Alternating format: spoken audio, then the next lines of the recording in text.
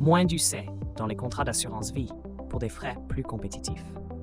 Les unités de compte, UC, sont dans le viseur de l'Autorité de contrôle prudentiel et de résolution, ou ACPR, qui s'occupe de la surveillance des établissements bancaires et des assurances. L'organisme prévoit des mesures destinées à renforcer la protection de ceux qui possèdent un contrat d'assurance vie. On vous explique. Une guerre lancée contre des unités de compte. Rappelons d'abord qu'une assurance vie comprend deux catégories de supports, à savoir les fonds en euros qui sont connus pour être sécurisés, contrairement aux UC.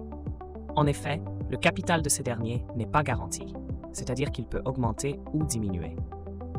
L'ACPR avait annoncé au mois de juin 2023 qu'à partir de la fin de 2023, tous les UC dans les contrats d'assurance vie devaient afficher un rapport charge et performance qui permet de protéger les souscripteurs. Cela signifie tout simplement que les coûts facturés aux clients ne devraient pas être trop élevés par rapport au rendement perçu. Ainsi, l'ACPR compte s'attaquer aux UC qui ne répondent pas à ces exigences. Des unités de compte vouées à disparaître. Ainsi, l'ACPR prévoit d'effectuer une analyse approfondie des relations frais et performances de tous les UC existantes. À l'issue de cette procédure, l'organisme pourra identifier les supports qui enregistrent de faibles rendements par rapport aux frais facturés aux clients.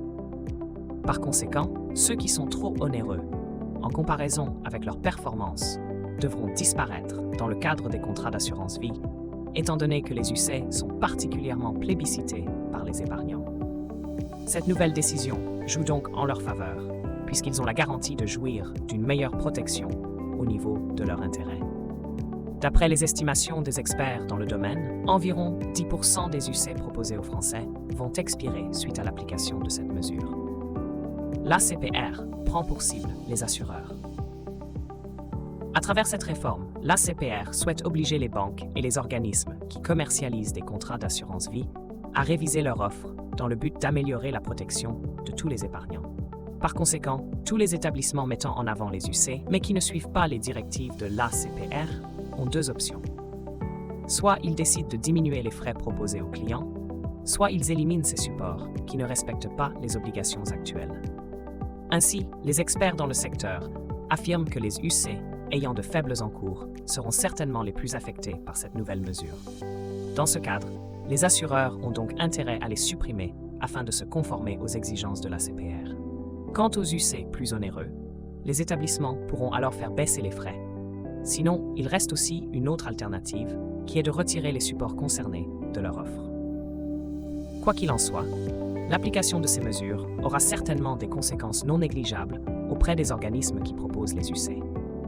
En effet, cette opération pourra entraîner une baisse de leurs revenus annuels jusqu'à 10%, soit l'équivalent de 7 milliards d'euros.